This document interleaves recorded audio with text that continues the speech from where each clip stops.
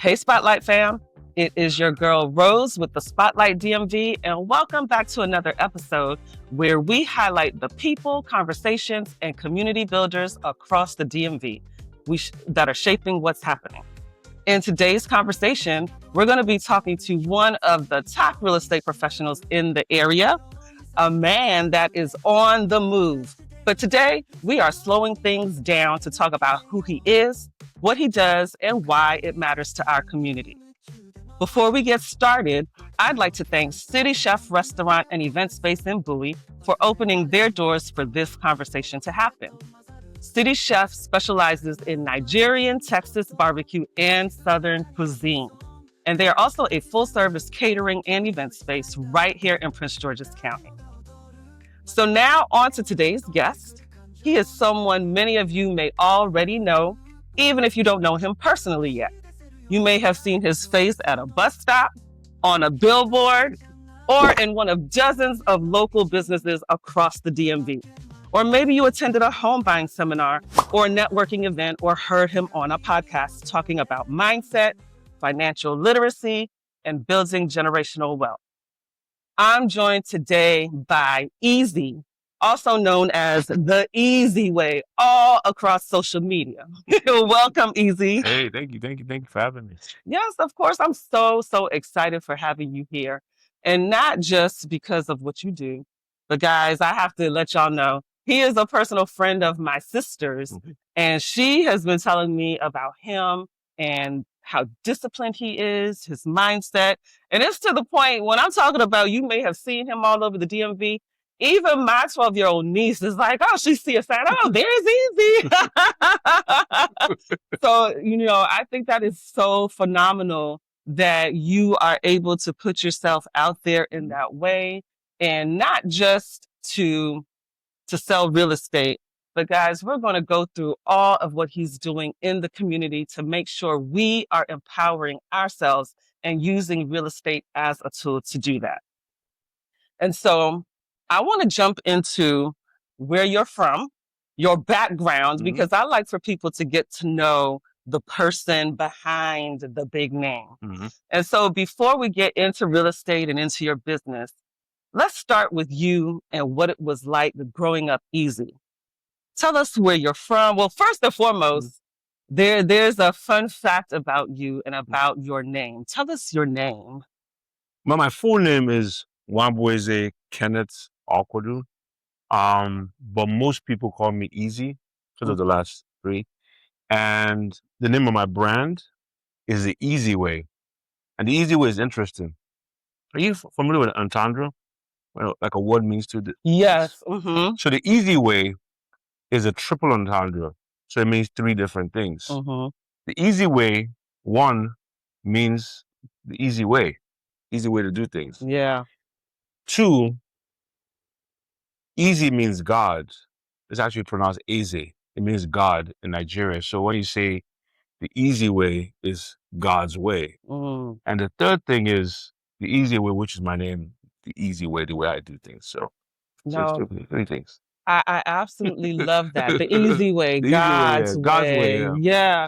And a lot of the mindset books I read and podcasts that I listen to, they talk about a system, and a lot of it is a system based on biblical principles, and following those principles are going to get you to a specific result. So even hearing that your name, which you are out there using freely, that's the name that your parents gave you, the name that God gave you, is the system that you are using to make things easy. Yeah. And so what was it like growing up in Nigeria? So I was born here. Then my family moved back to Nigeria before I was even a year old. So I was raised in Nigeria. I was raised in Lagos City. I don't know if you're familiar with Lagos City. I've heard of it, and of course I've seen it in pictures movies. and movies. Yes, exactly. Yeah, but Lagos City is like New York times 100. Just really fast paced. Really. So I lived in Lagos. I was raised in Lagos, and I stayed in Lagos till I was 18 years old, and I moved back to Washington D.C. And I've been in Washington D.C. ever since. So it's been a while. I've been here for a while. And so growing up, what was something that your family emphasized for you? Because, again, back to the name Easy, Mhm. did you feel like carrying that name shaped how you see responsibility and leadership, or even the things that were taught to you by your family? Yes, a lot, a lot. I remember the very first time my mother told me what my name meant. I can't remember how old I was, but I remember the very first time I asked Mommy, what does my name mean? And she told me what my name meant. The full name is Nwabueze, right? Means this child is king, Mm. or, this is God's child. And when I heard that, I was like, this child is king. I have to become a king. Oh, Because wow. I knew at that age I wasn't king yet, Yeah. So in my mind, I was just like, your name really shapes who you are. So I had to become a king at something. Mm-hmm. And just so happens I'm trying to become a king in real estate. But so it kind of shaped my mind, made me think like a king. Everything I did revolved around becoming great, becoming a king, helping people. What do kings do? Help Yeah. people, help their people, things like that. Yeah. So No, I love that, and I think it's so important for our families and the people around us to be speaking those things into us, sisters, yeah, exactly. planting those seeds. And even if at that time you didn't know what that translates to in your life and what it's going to, what impact it's going to have, that seed was planted that your name means something, so I love that. So I just subconsciously in the back of my head, it's always there. Yeah. Like, oh, my name means this. So, it's always in my head. Yeah, it's crazy. And so you came back here at 18. Tell us about that, about moving back to the DC area. What did you come back for? I came back to better my life, to go to school, combination of everything. Everybody was leaving Nigeria at that time. So we came back to America. And growing up in Nigeria, after I left America when I was young, I never came back. I've been in Nigeria all that time. So all the information I'm getting about America is from Juice, Poetic Justice, the Cosby Show, Different World. Like that's all the information I'm getting. So that's what I'm expecting it to be like coming to DC. But it was a huge shock when I came to DC. When I first came to DC, my older brother picked me up from the airport. Then we went to McDonald's. The most famous McDonald's in DC? Yes. By Howard? By Howard University. Yeah, so we went over there. And that's how it all started. Then eventually I went to Howard, and I just been living in the DMV ever since. Yeah. And so talk to us about how you got into real estate, because what did you go to school for? I went to school for business management, but I got into real estate very, very funny. I got into real estate because I initially lived in a house, right? You from New DC? You're from here, right? I'm from the area. Yeah. Princeton Place. I lived on Princeton Place, right? And on Princeton Place, there was a Caribbean lady, and she owned a house. And what she was doing is she was renting different rooms in the house. So at that time, I think I paid $350. Doesn't sound like much now, but it was a huge deal back then. Yeah, for a college student as well. Yeah. So I paid $350. The guy next to me paid $400. Somebody paid $600. Another person paid like $300. So one day I did the math on how much everybody was paying, and it was a huge amount of money. I think it was like maybe $3,000. $3,097. It's a lot, right? Yes. Yes. So I thought about it. I was just like, wow. And she owned that property where I lived. Then she owned another property across the street. Then she owned a property right next to us. Wow. Then what on the street was she owned another property uptown. So I just did the calculation, and I was like, wow, she's making a lot of money. Then I decided this is what I want to do too. This is where my focus is going to be. So that's when I started studying about credit and how to buy a house and, all those things. So it took me some time to purchase my first property though, but, Yeah. she planted that seed in my mind, yeah. And I know with a lot of Nigerians, a lot of what I hear them say is that there's an expectation from your parents and your family to become like a doctor or a lawyer or something like that. And so how was that received and I know you were in school for business management, and here that comes along with business management, Mhm. real estate. How was that received when you're like, okay, I'm going into real estate? I mean, initially they just thought it wasn't a realistic, because I'm a kid, So when I'm telling my family that at that age, they just think it's just unrealistic. I'm just dreaming, you Yeah. know. They didn't start taking me seriously until I made my first purchase. I made my first purchase when I was like 25. Oh, wow. Yeah.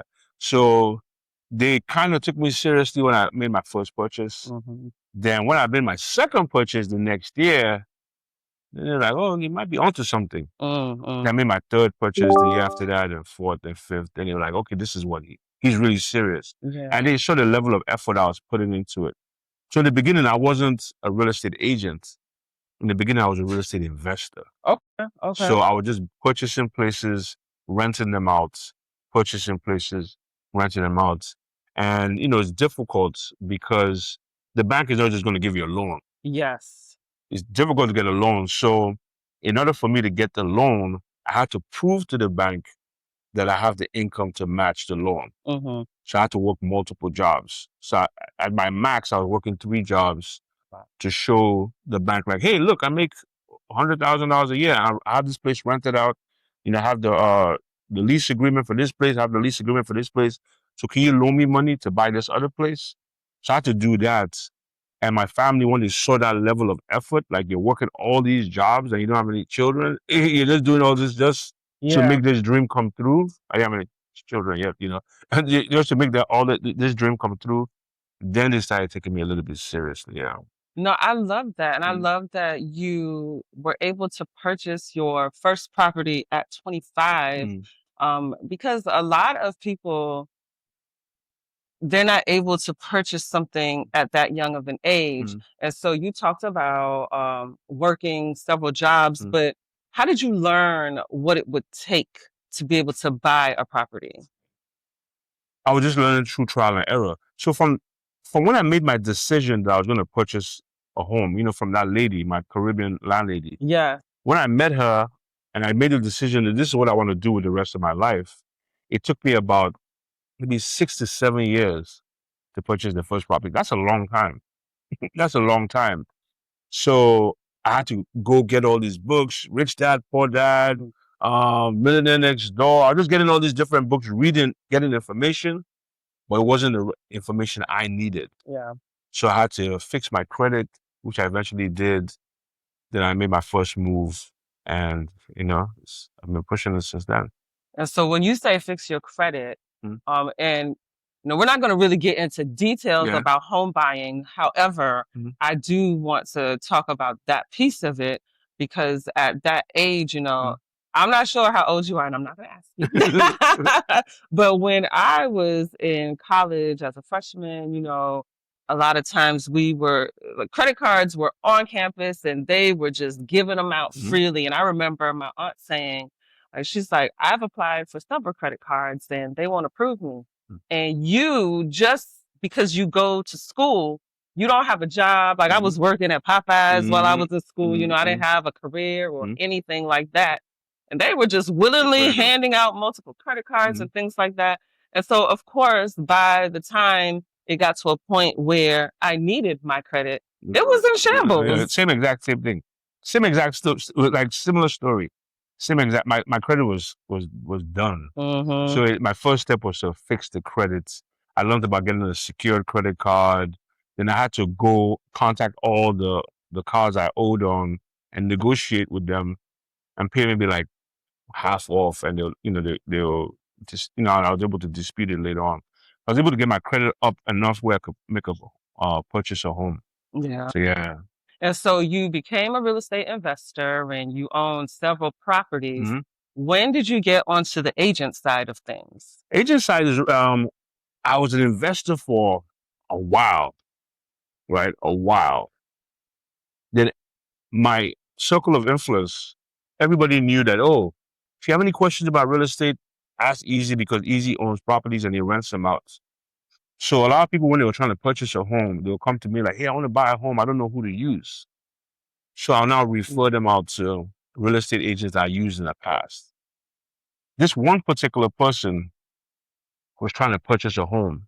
His budget was $1 million. Mm-hmm. This was like $1 million budget was big back Yeah, that meant something at that yeah, it time. was big. It's still big now though, but it was really, really big then. That was his budget. So I now connected him to a real estate agent.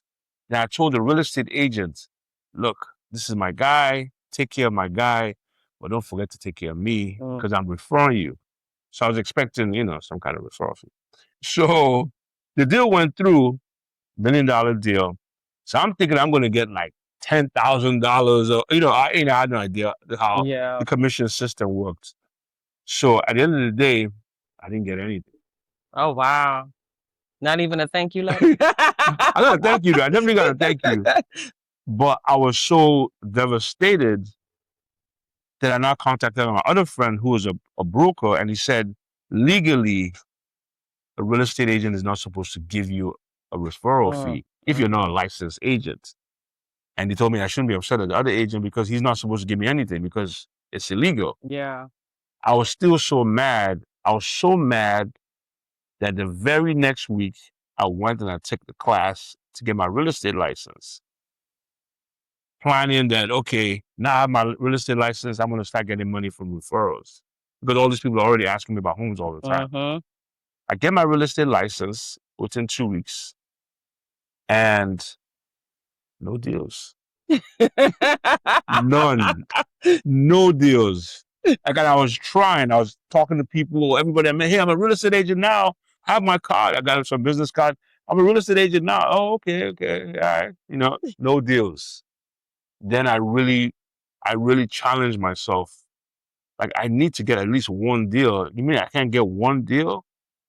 Then I started pushing. I started reading all the books about, how to be a good agent, how to get sales. I started reading all the sales books, and I really poured myself into it.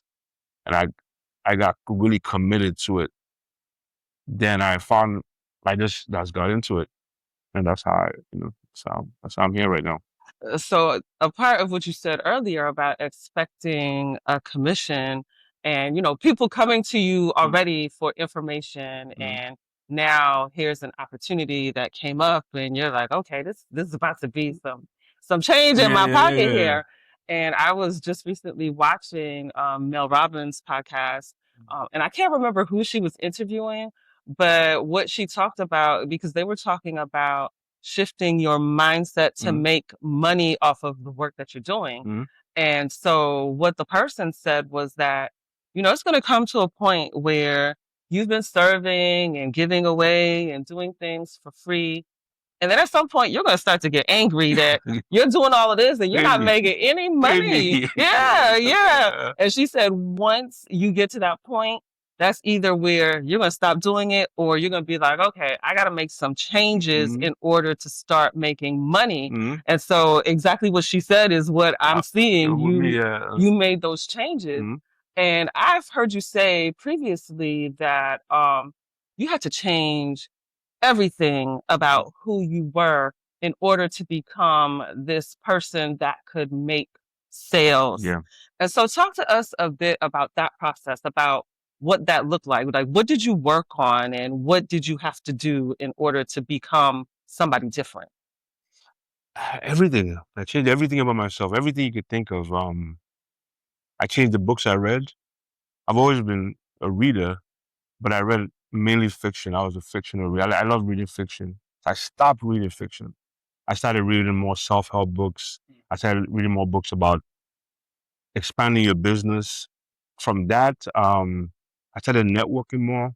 I used to be focused on work. So I told you I had 3 jobs. So at 3 jobs, you don't really have time to really be networking outside of work. So I started going to networking events. I started posting, social media. I had a social media page, but I just went there to look at what other people were doing. I never posted. So I read in a book that you have to post at least 5 times a day. At that time, it was like 5 times a day. I started posting regularly. I'm a quiet person. My true nature is, I'm quiet. I'm introverted. So I had to start making videos because I read in a book that, you need to let people know what you do. So I started making videos every day. So like everything about myself, I had to change. Every single thing. Anything you could think about. Yeah. And I know you really focus on, you're talking about videos, and I know that a huge part of what you focus on is public speaking Oh yeah. and being able to communicate. So what did you do to work on that piece of it? Because for someone that is introverted, because I'm introverted myself, and I've always been very observant, and I'm behind the scenes, and I could put things together and let's get it done. But now to say, okay, now you get up in front of everybody and talk about it, and I was just like, I don't know about that. And so what did you have to work on in order to be able to make those videos and introduce yourself while networking and things like that? One of the things I do is Toastmasters class. I take Toastmasters classes every week. I host these seminars. I host a seminar once a month. So once a month I host seminars. Then I had to start making videos and start practicing every morning, like talking, like just speaking, looking into the crowd, just different things, like different skill level. Because, I don't know if you know this, but one of my main goal is to put 1 million families in 1 million homes. Yes. And in order to put 1 million families in 1 million homes, you have to be able to communicate with at least 10 million people. Different personalities, different types of people, different races. You have to learn how to communicate. So I made it, I make it my business to keep on, just sharpening my craft, public speaking, taking Toastmasters classes, and just different things like that. I still make my videos every day, things like that to improve myself. There's so much more I can't think of off the top of my head that I do. Oh, don't worry, I got it here. I have it here. So you do a lot of heavy networking, and not just attending, but you also host networking events. Yeah. And you are so disciplined. Guys, let me tell you about this guy. He visits 5 businesses every day. And so tell us about that piece of it. Like what does that help you with? I go to 5 different stores every day, and I spend an hour at each store, and I'm meeting different people. I'm talking to different people. I'm learning from these people as well, because some of them are asking me difficult questions. Like, hey, I have this. What should I do with this? And sometimes I don't know the answer. So I have to make a call, maybe call my loan officer, call somebody, get the answer. So I learned from that. It also keeps me sharp. Yeah. It keeps me sharp. It keeps me communicating, and I reach so many people. Like, my goal every day is to connect with 200 people every day. That's the goal.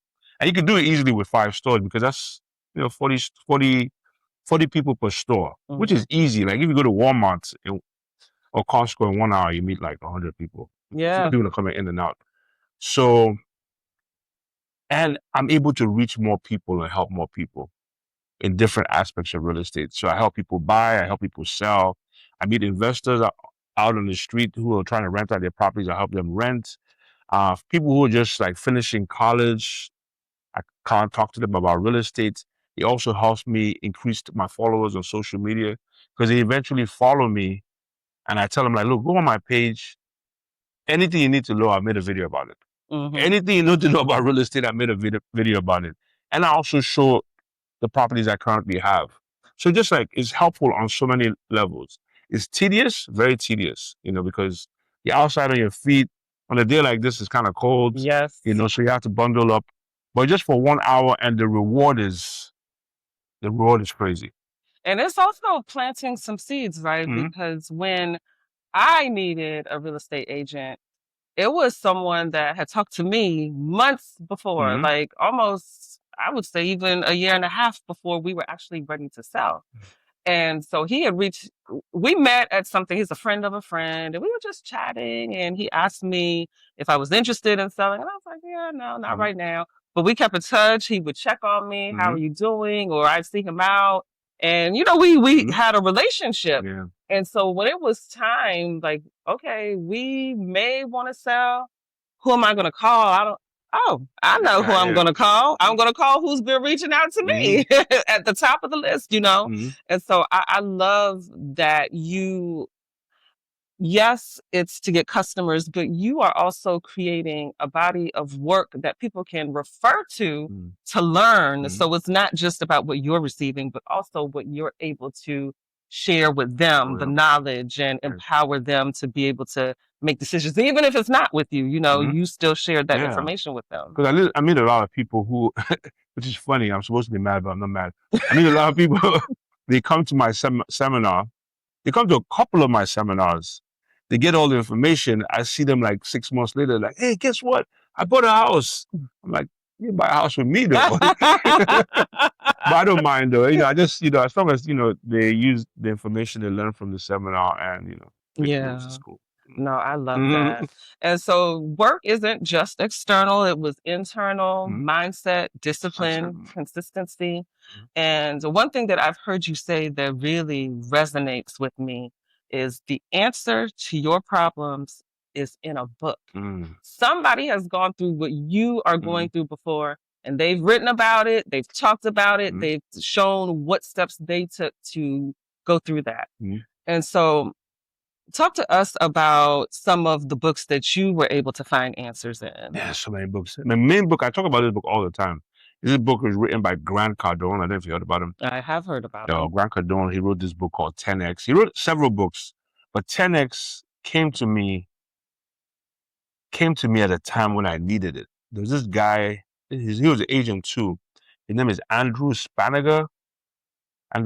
We never met before, which is crazy. He's a friend of a friend, and he was a successful agent. And this friend of mine, who was a firefighter, told me about him, and I contacted him. And he's like, yo, you need to read 10X. And I read 10X, and that's my whole strategy, 10X. And basically, 10X is simple. 10X, multiply whatever you're doing by 10, and the results, will be much better. So like even Elon Musk says it, like, let's say the other real estate agents are working, let's say 4 hours a day. Other real estate agents are working 4 hours a day, but I'm working 11, 12 hours a day. In 7 days, that's 84 hours. Even if I'm not the smartest, person in the world, I just have a better chance of just doing more than they are because I'm just putting in a lot more effort in everything, a lot more effort in prospecting, a lot more effort in marketing, making videos, feeding my mind, just everything, just multiply it. Even exercising, eating, just 10X everything. And that's my main book. Then there's this other book called The Compound Effect. That was really helpful for me as well. Awaken the Giant Within You is a book that changed my life, even before real estate. It's written by, I can't remember that guy's name. But anyway, Awaken the Giant Within You. I read so many books. I'm reading Outliers right now. You heard about Outliers? I have. Yeah, I'm reading Outliers right now for the 3rd time. And there's this one part of the book that I like a lot where it talks about to master anything, you need to put 10,000 hours of sharpening your, like intentionally trying to sharpen your skills for 10,000 hours will make you a master, like Mozart and Jay-Z. Yeah. So I like that part of the book. I like the whole book though, but that's the part. No, and I love what you're saying about putting in the work. And that's actually something that, I don't know if you guys know Kev on Stage. I'm sure you do. He's a comedian, and he's had several shows, and he's talked about his journey. And what he has said is, I may not be the funniest guy or the smartest guy, but what I am is a workhorse. People are not going to outwork me. I'm going to produce. And therefore, I don't look for it to be perfect. I don't look for, all this heavy production. I look to produce. To put in work, Yeah. And so I like that piece of it. And I know that at some point, there's a time when you're going to have to stop trading your time for money. And that's when you start to scale. And we'll be getting into all of that in some later conversations. But I do want to talk about all of this mindset and discipline leading you to your bigger vision that you talked about a moment ago, about placing 1 million families in 1 million homes. And so what does that goal represent to you? Why is that important for you? It represents a lot, And number one is, like I told you from the beginning, it took me 7 years. That's a long time. That's a long waste of time too. Mm-hmm. Because I could have bought 4 houses within that 7 years if I had the right mentor or the right person to tell me what to do.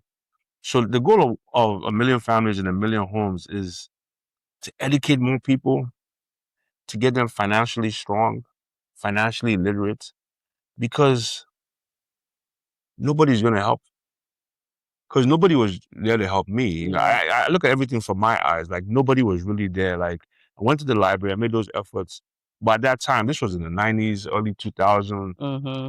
And there's no social media. There were no home buying seminars that I knew of. Wait, do you remember any from?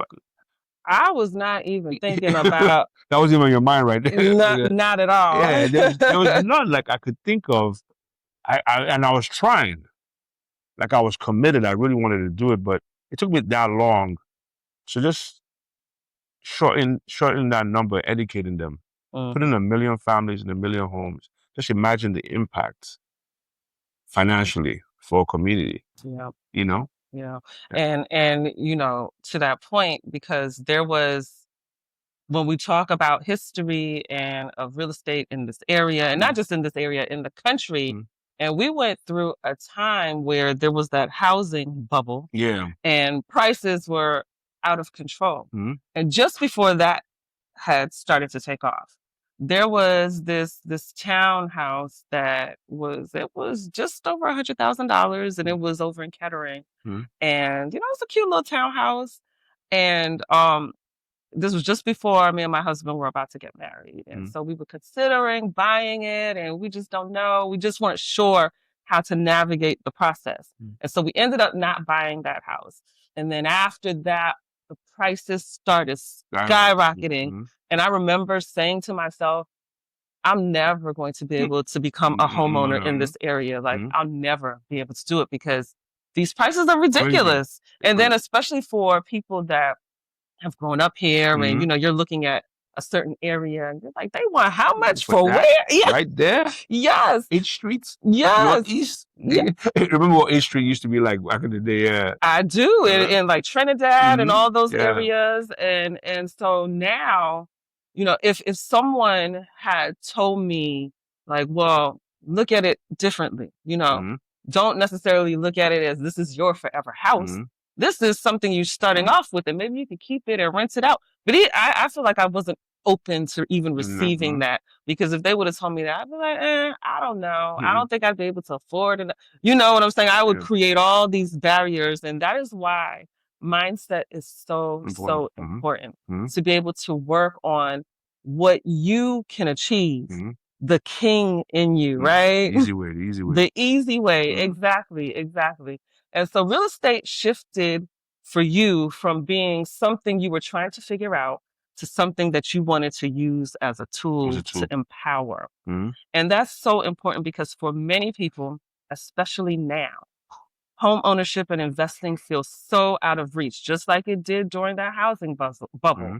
It kind of feels that way now when we're talking about interest rates and things of that nature. And I do want to say, I'm not a real estate agent, but interest rates are not the only thing that affect home prices. So just stop the interest rate talk right now. And so not because they can't do it, but because no one has explained the process and the options and what to look for and the available resources to make it happen. And you've made education a really big part of your work, seminars, showing up in community spaces. Why is that visibility and accessibility so important to you? Because that's the easiest way for people to learn. So a lot of people might not come to my seminars, but if they see me on the street, they might ask me a question. They won't come to the seminar because it's Saturday. They rather hang out. But they could ask me something quick. Like, I met a guy once. He was interested in purchasing a home. He was saving. He was like, yeah, I'm saving.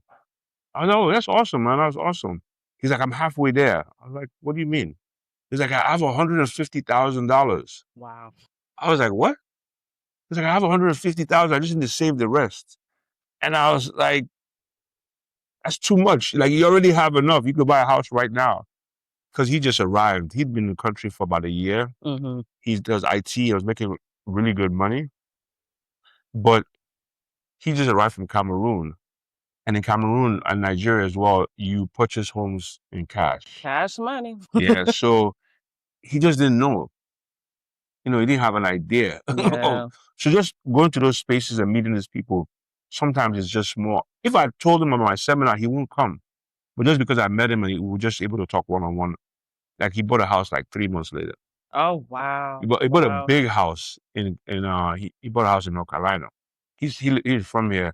So when I explained that to him, he was like, "Oh wow, you just have to put you need like $20,000. You don't even need the whole money." So he bought a really, really big house in North Carolina.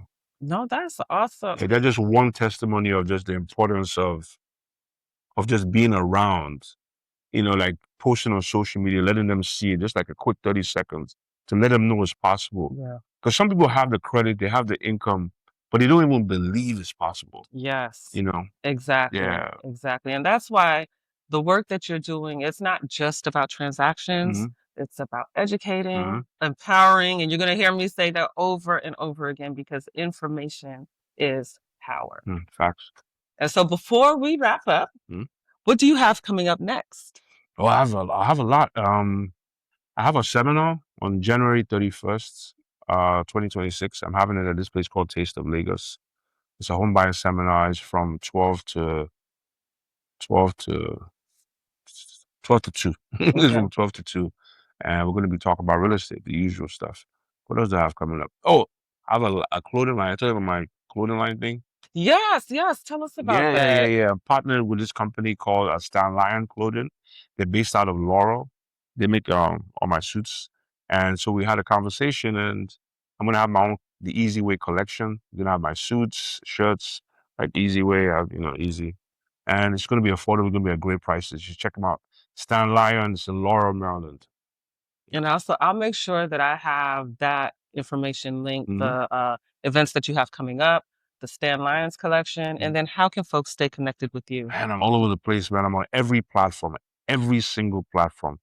I'm on Instagram, I'm on Facebook, I'm on TikTok, I'm on YouTube, I'm on X, I'm on LinkedIn, I'm on Fanbase, all under the same name, EZE_OKWODU.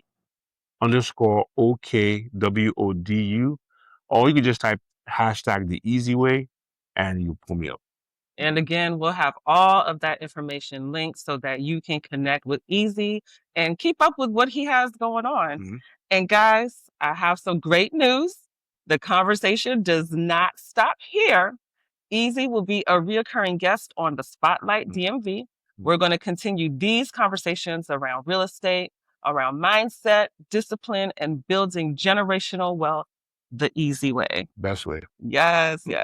And so, Eze, thank you so much for sharing your journey with us and for educating our community and for creating that impact. It is so important. Appreciate it. And I love the goal, 1 million families and 1 million homes. So the next time we talk, I want to hear an update on where you are with that 1 million families. And I'm just looking forward to this monthly conversation. It's going to be the last Wednesday of every month. So make sure you're connected to the Spotlight DMV and you're connected to the Eze Way. So guys, thank you so much for joining us today. And until next time.